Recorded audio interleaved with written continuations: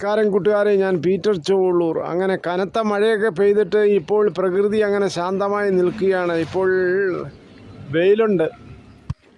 ഇന്നത്തെ റബ്ബർ വില, അതായത് 2/6/25 തിങ്കളാഴ്ച രാവിലെ റബ്ബർ വില നോക്കുമ്പോൾ റബ്ബർ വില കോട്ടയം ബോർഡ് വില RSS 4 kilo 200, RSS 5 kilo 197, ISNL 177, latex 60%, 147 രൂപ 95 പൈസയാണ്. ഇതാണ് കോട്ടയം ബോർഡ് വില. ഇനി കൊച്ചി വില നോക്കുമ്പോൾ RSS 4 കിലോ 200, RSS 5 കിലോ 197. ഇതാണ് കൊച്ചി വില.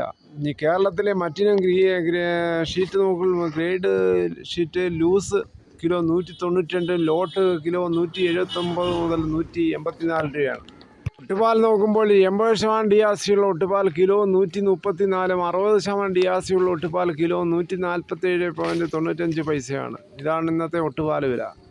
ഇനി കേരളത്തിലെ വ്യാപാരി വില നോക്കുമ്പോൾ വ്യാപാരി വില Kottayam RSS 4 192, RSS 5 kilo 189, ISNL kilo 175 50 പൈസ മുതൽ 176. ഒട്ടുപാൽ നോക്കുമ്പോൾ 70% DRC ഉള്ള വ്യാപാരി വില ഒട്ടുപാൽ 115 മുതൽ 125 രൂപയാണ്.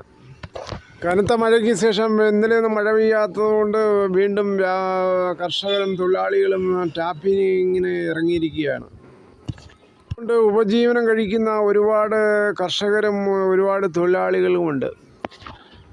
ഇനി കുരുമുളക് വില നോക്കുമ്പോൾ കുരുമുളക് കിലോ അൺഗാർബിൾഡ് കിലോ 666, കുരുമുളക് പുതിയത് കിലോ 656, കുരുമുളക് ഗാർബിൾഡ് കിലോ 686.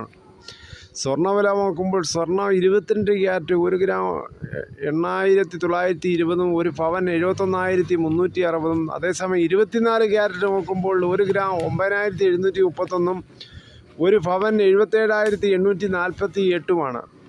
തേങ്ങ വില നോക്കുമ്പോൾ ചകിരിയില്ലാത്ത മുട്ടത്തേങ്ങ കിലോ നാടൻ 85, കൊപ്ര എടുത്തപിടി 202, വെളിച്ചെണ്ണ ലിറ്ററിന് 390 മുതൽ 400 രൂപയാണ്. അടയ്ക്ക പുതിയത് 350 മുതൽ 400, പഴയത് 360 മുതൽ 420, കാഞ്ഞിരക്കുരു 1850, ജാതിക്ക തൊണ്ടോടുകൂടി 180 മുതൽ 220, കൊക്കോ 340, കശുവണ്ടി 116. കനത്ത മഴയിൽ ധാരാളം കൃഷിനാശങ്ങളാണ് സംഭവിച്ചത്. എനിക്ക് തന്നെ ഏകദേശം ഞാൻ കണക്കൂട്ടിയുള്ള 10,000 രൂപയുടെ നഷ്ടമാണ് വാഴകൾ മാത്രം. കണ്ടാൽ സങ്കടം തോന്നും. ഒരു തൊഴിലാളിയെ കിട്ടണമെങ്കിൽ 900 മുതൽ 1100 വരെയാണ് ഇപ്പോഴത്തെ ദിവസക്കൂലിയെ. മറ്റും വളങ്ങൾ ചേരുമ്പോൾ ഒരു വാഴയ്ക്ക് ഏത്തവാഴയ്ക്ക് ഏതായാലും 100 രൂപയാണ് ചിലവ് വരുന്നത്. ചിലവ് വരുമ്പോൾ 100 വാഴ പോയാൽ 10,000 രൂപയാണ് നഷ്ടം അനുഭവപ്പെടുന്നത്. കനത്ത മഴയിലും കനത്ത കാറ്റിലും ഏകദേശം 100-ൽ കൂടുതൽ വാഴയാണ് എൻ്റെ പോയത്.